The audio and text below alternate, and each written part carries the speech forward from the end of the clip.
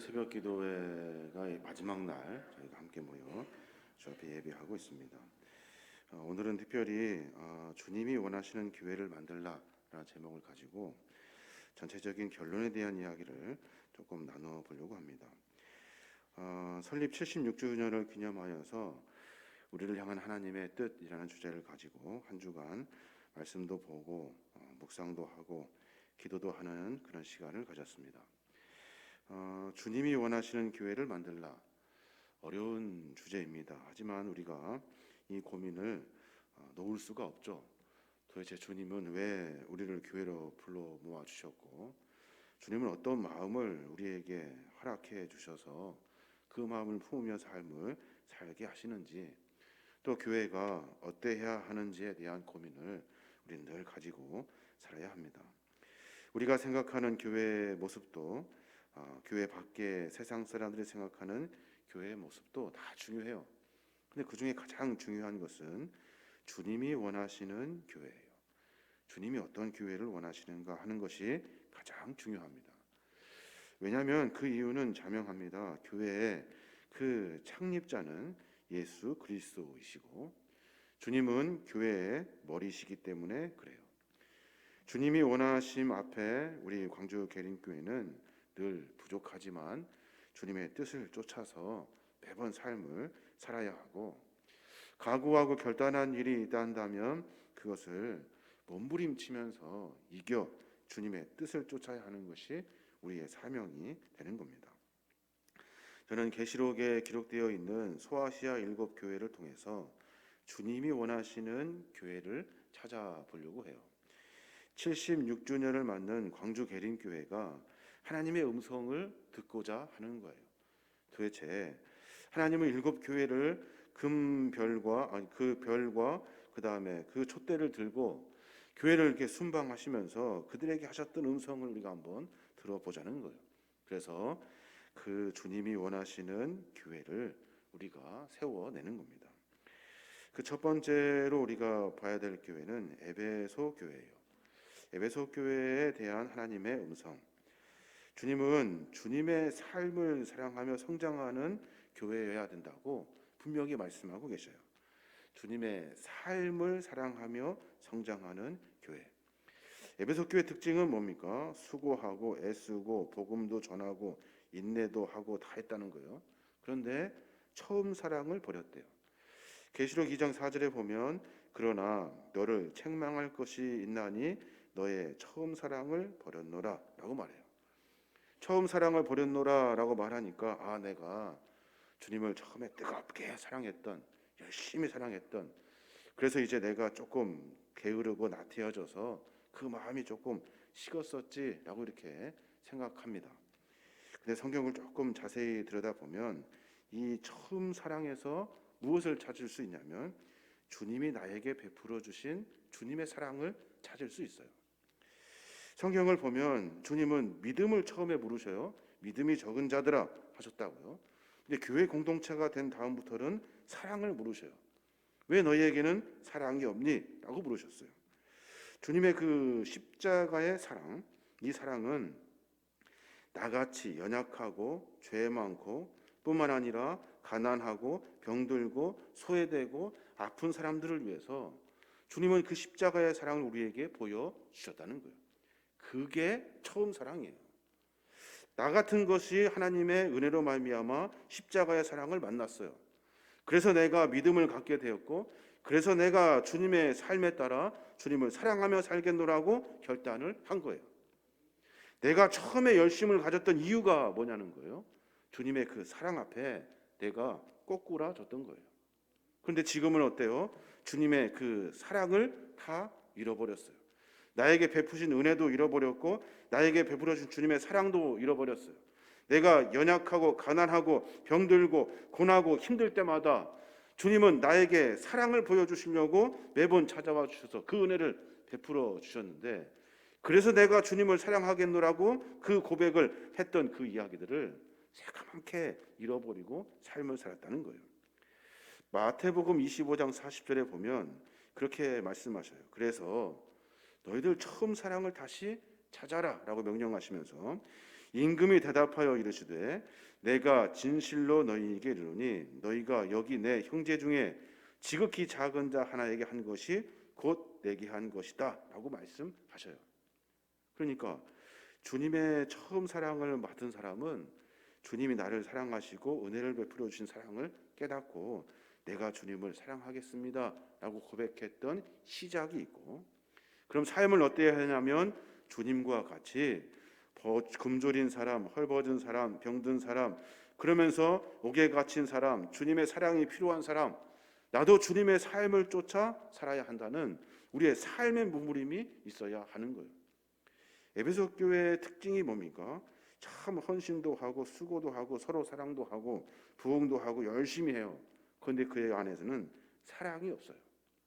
가난한 사람들을 다 내쳐버리고, 좀 마음에 안 들면 다 내쳐버리고, 그리고 서로 함께 이야기 나눌 수 있는 사람들끼리만 모였다는 거예요. 그게 에베소 교회의 특징이라는 거예요. 너희들 주님이 너희를 사랑했던 그 사랑을 왜 잃어버렸니? 너희도 똑같이 다른 사람을 사랑하며 살아야 할 것 아니냐라고 말하고 있는 거예요. 두 번째는 서버나 교회의 이야기입니다. 서버나 교회의 이야기는 9절에 보면 나는 너의 고난과 가난을 알고 그러나 사실 너는 부요한 자다. 10절에 내가 죽도록 충성하라. 그리하면 내가 생명의 면류관을 내게 주리라 라고 말씀하셔요.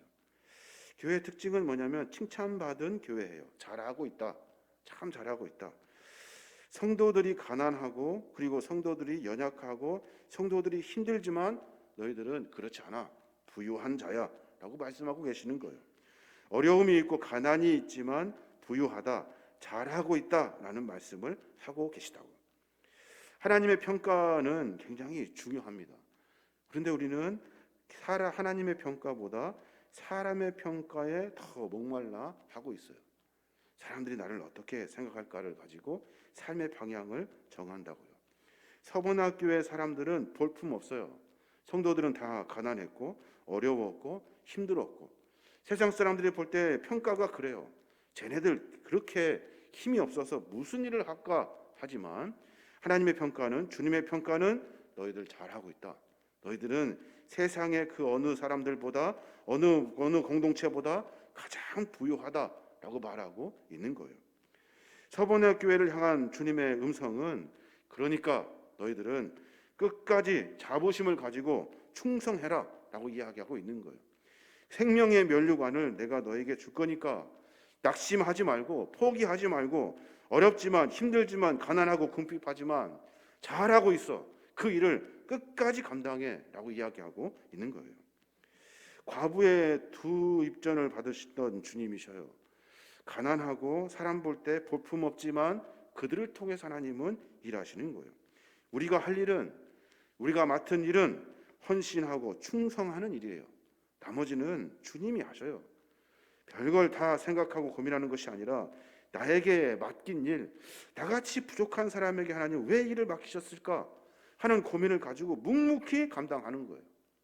세상 사람들은 똑똑한 사람 시켜야 된다고 하고 돈 많이 있어야 된다고 이야기하고 뭔가 실력이 있어야 된다고 이야기한다고요. 그런데 하나님은 그런 거 보시지 않아요.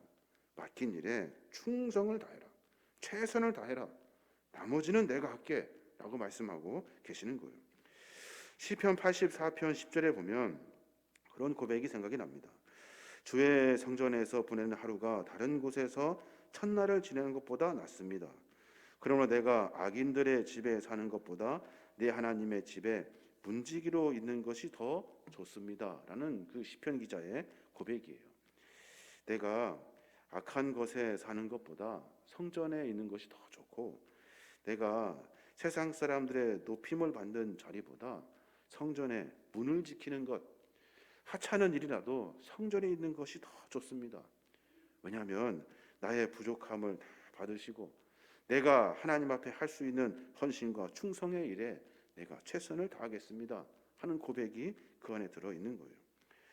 우리는 어떻습니까? 우리는 사람의 평가에 늘 내 삶의 전체를 바꾸려고 합니다. 지금 내가 하나님의 평가 앞에 바른지를 깊이 묵상하고 고민해 봐야 하는 거예요. 나는 부족하고 가난하고 어렵고 늘 약하지만 주님을 위해 내가 할 수 있는 일을 최선을 다해서 감당하는 거예요. 그게 충성이라는 거예요. 마지막에 그래서 하나님이 충성한 자들에게 주실 하늘의 복을 만나라 라고 명령하고 있는 겁니다. 세 번째 교회는 버가모 교회인데, 버가모 교회를 통해 배울 수 있는 것이 뭡니까? 교회 안에는 은혜만 있는 것이 아니라는 거예요. 또 뭐가 있어요? 사단의 권세가 같이 존재하고 있다는 거예요. 13절에 보면 내가 어디에 사는지를 내가 아노니 거기는 사단의 권세가 있는 데라 라고 말씀하셔요. 아니 무슨 교회 안에 사단의 권세가 있습니까? 여러분 있습니다. 교회 안에는 우리 마음 가운데 사단의 권세가 있는 거예요. 사단의 권세를 가지고 교회 안에 신앙생활, 믿음 생활 할 수 있습니다. 버가모 교회에 어떤 일이 있었습니까? 교회 안에 핍박이 시작됩니다. 그랬더니 그 충성된 안디바라는 그 사도가 그 교회 안에서 순교를 당하게 됩니다. 기록이 많지 않아서 정확한 이야기는 모르지만 버가모 교회의 사도였어요. 그리고 그가 진리의 말씀을 전파하다가 도미니티우스 황제 때 황제 숭배를 끝까지 거부합니다. 이건 말씀에 맞지 않다. 우리는 이렇게 살아야 된다라고 이야기했다는 거예요. 그랬더니 교회 안에 있는 발람의 교훈을 받은 자, 니골라당의 교훈을 받은 이단의 사상들이, 그러니까 이단을 섬기는 교회 교인들이 그 안디바의 사도를 고발하고 신고해서 놋쇠로 만든 황소에 집어넣어 가지고 불에 달고요. 그래서 처참하게 태워 죽였다는 거예요. 그 버가모 교회를 향해 주님의 특별한 음성이 강조되는데 16절에 그래요. 내가 내게 속히 가서 내 입의 검으로 그들과 싸우리라 라고 말씀하셔요. 무엇이 말씀의 진리인지 무엇이 참인지를 내가 가서 직접 말하겠다. 내가 그들과 싸우겠다. 이단 사상 앞에 말씀이 살아있다는 것을 보여주겠다 라고 선포하고 있다는 거예요. 여러분 기억하십시오. 버가모 교회의 교훈을 통해서 알 수 있는 것은 교회 안에 은혜만 있는 것이 아니라 사단의 권세도 같이 있어요. 무엇으로 이길 수 있습니까? 말씀으로. 진리의 말씀을 찾아 쫓을 때 그 권세를 이길 수 있다는 거예요. 말씀에, 그러니까 사람의 말에 선동되고 현혹되어서는 안 돼요. 목사도 웃는 설교, 재밌는 설교하며 시간 낭비하면 안 돼요. 매번 서로 말씀의 진리 앞에 서려고 몸부림쳐야 돼요. 같이 무엇이 말씀의 참인지를 같이 연구하고 함께 고민해서 무엇이 참이고 거짓인지 분별하여서 악한 권세를 이길 수 있는 유일한 방법, 영적인 권세를 가지고 말씀의 진리 앞에 서는 거예요. 그래야 이길 수 있는 거예요. 우리 교회에 말씀의 진리로 서고자 하는 몸부림이 가득했으면 좋겠어요. 말씀 앞에 서려고 하는 몸부림이 있을 때 그때 우리는 하나님의 교회로 세워질 수 있는 거예요. 또 하나 빌라델비아 교회가 또 나오는데 7교회 중 유일하게 칭찬을 들은 교회예요. 3장 8절에 보면 볼지어다 내가 내 앞에 열린 문을 두었으되 능히 닫을 사람이 없으리니 내가 내 행위를 아노니 내가 적은 능력을 가지고도 내 말을 지키며 내 이름을 배반하지 아니하였도다 라고 말해요. 내가 적은 능력을 가지고도 내 말을 지켰대요. 그래서 하나님께서 끝까지 지킨 너희들, 끝까지 내 이름을 배반하지 아니하는 너희들에게 열린 문을 허락해 주시겠다라고 말씀하고 계시는 거예요. 그러니까 빌라델비아 교회 교인들은 대단한 사람들이 없어요.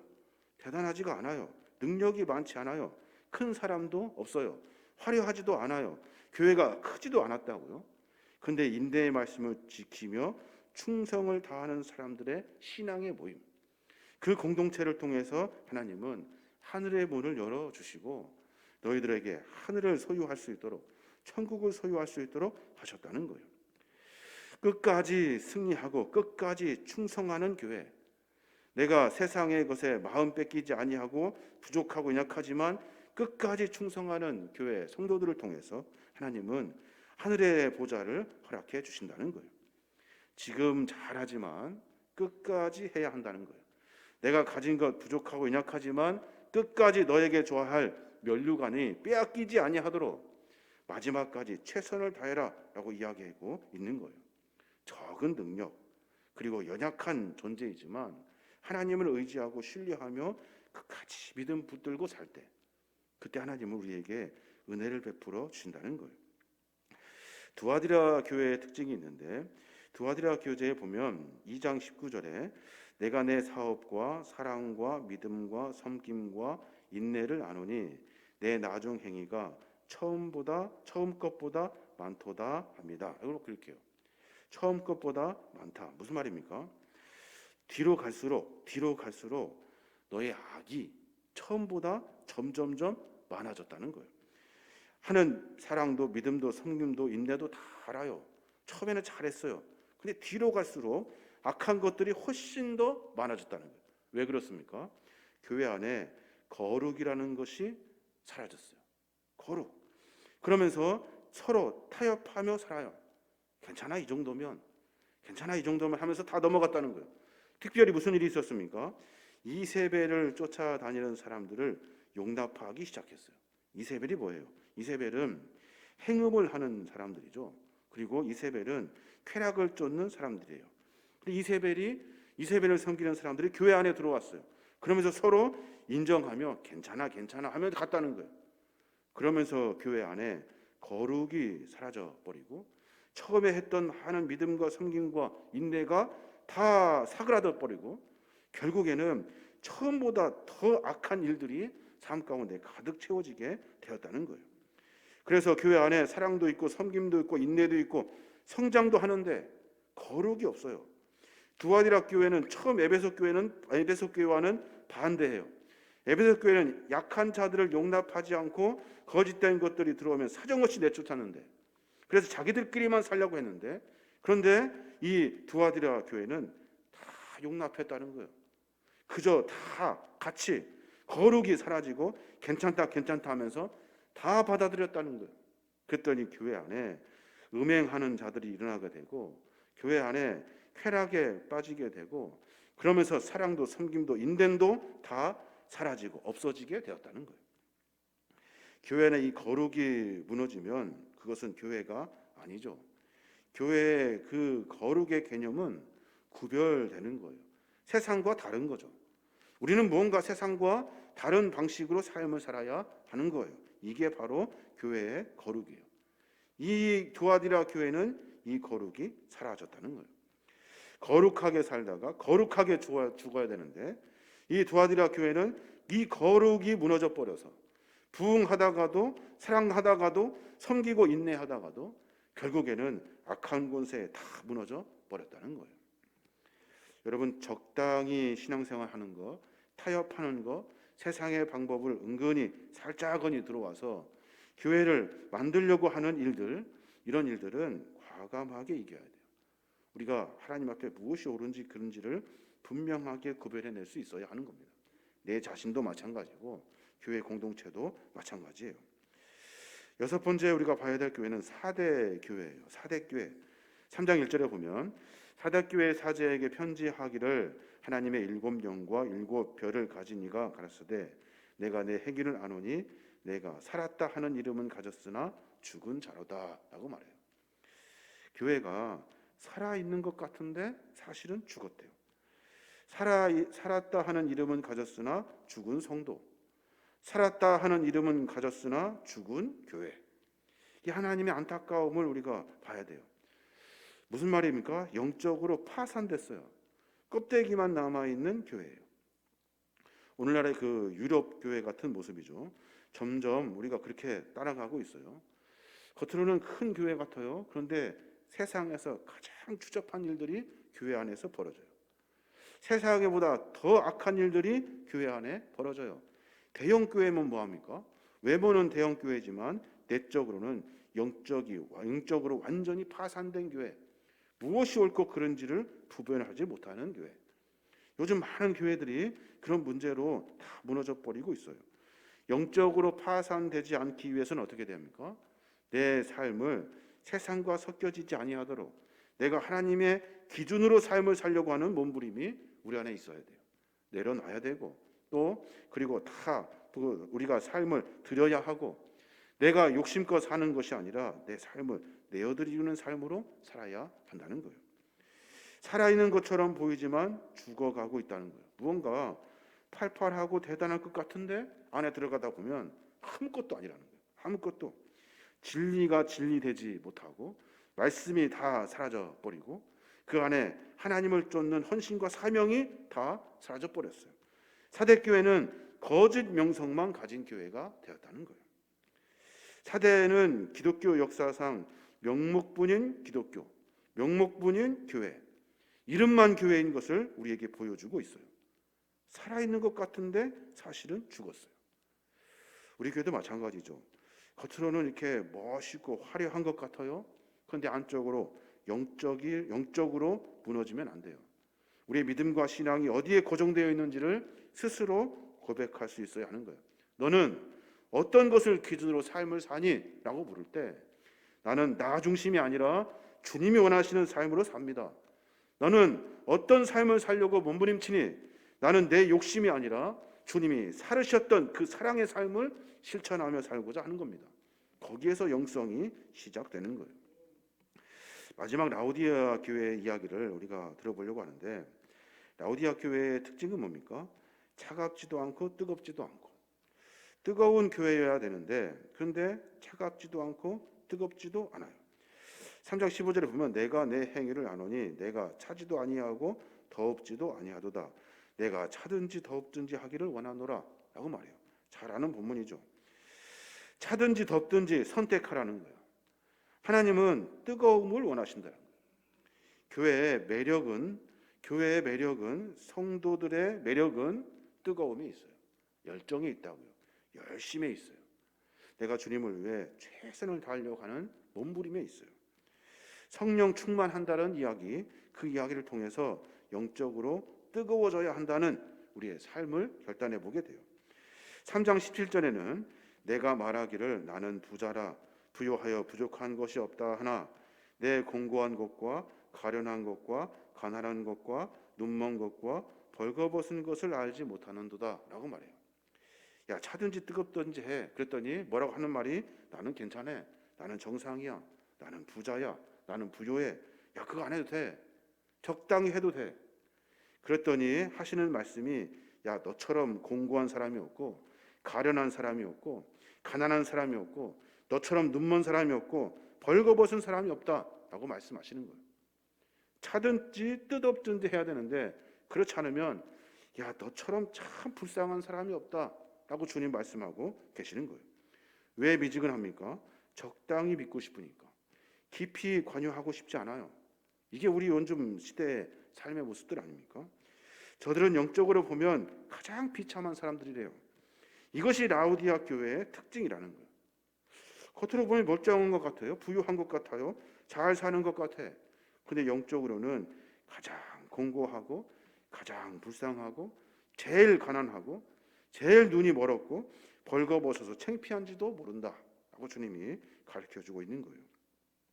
우리의 삶을 한번 점검해 볼 필요가 있습니다. 신앙은 열심히 하는 거죠. 떨어졌다 올라갔다 할 때도 있지만 결론은 열심히 해야 되는 거예요. 충성을 다하여 뜨겁게 주님을 섬기며 삶을 살아야 하는 거예요. 믿음은 믿어주는 것이 아니죠. 믿음은 나에게 찾아오신 주님을 신뢰하는 거예요. 믿음은 누가 나한테 친절을 베풀었다고 해서 믿어주는 게 아니에요. 교회 다녀주는 것이 아니라고요. 이건 나의 문제예요. 영적인 나의 문제, 내 상태라고요. 이것을 정확히 알고 깨달아야 하나님의 은혜를 만날 수 있는 거예요. 2장 1절에 뭐라고 합니까? 오른손에는 7뼈를 붙잡고 7 금촛대 사이를 거니는 이가 이르시되 라고 말해요. 7뼈를 붙잡고, 그러니까 교회 안에 사도들의 목을 붙잡고 있어요. 또 7 금촛대, 교회 안에 생존, 교회가 살고 죽는 일의 문제에 그 모가지를 주님께서 딱 잡고 있어요. 주님이 보시기에 시원찮으면 그 목을 꺾겠다고 말씀하시고 시원찮으면 교회에 촛대를 옮기겠다고 말씀하시는 거예요. 교회는 사랑으로 성장하는 거예요. 첫사랑은 뭡니까? 처음 사랑은 나 그때 처음에 열심히 했던 그거 아니라니까요. 주님이 보이셨던 사랑이에요. 나 같은 것에게 보여줬던 사랑, 많은 사람들에게 보여주셨던 사랑, 그 삶이 너무나 마음에 든 거야. 그래서 내가 주님을 믿기로 했고 주님을 따르기로 한 거예요. 내 안에서 예수의 냄새가 나지 않고 예수의 사랑이 보이지 않는 거예요. 그게 첫사랑을 잃어버렸다는 이야기예요. 우리의 삶의 모습을 점검해야 돼요. 내 안에 예수의 삶이 있는지를 깊이 생각해 봐야 돼요. 하나님을 끝까지 충성해야 돼요. 끝까지 가담하는 것이 아니에요. 믿기로 했으면 끝까지 믿는 거예요. 다시 말씀의 진리를 찾아야 돼요.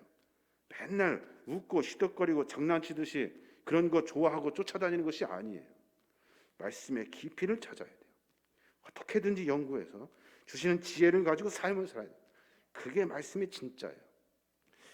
우리의 삶의 모습 가운데 거룩이 있어야 돼요. 세상과 다른 모습이 있어야 되잖아요. 똑같으면 안 돼요. 어떻게든지 달라져야 된다고요. 다시 일어나야 돼요. 다시 일어나서 하나님의 교회로 다시 서서 끝까지 승리할 수 있어야 하는 거예요.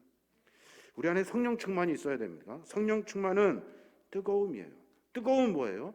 열정이에요. 열정이 뭐예요? 주님을 향한 마음이에요. 성령 충만한 것을 주님을 향한 마음으로 이야기하고 있다고요. 너에게 주님은 어떤 존재니? 라고 묻는 거예요. 주님이 말씀하시면 안 할 수가 없습니다. 라는 마음인지, 주님이 말하면 내 마음은 다른 곳에 있습니다. 주님은 그렇다고 합시다. 라고 하는 어리석은 곳에 빠져서는 안 된다는 거예요. 다시 말씀드리지만 믿음은 믿어주는 것이 아니에요.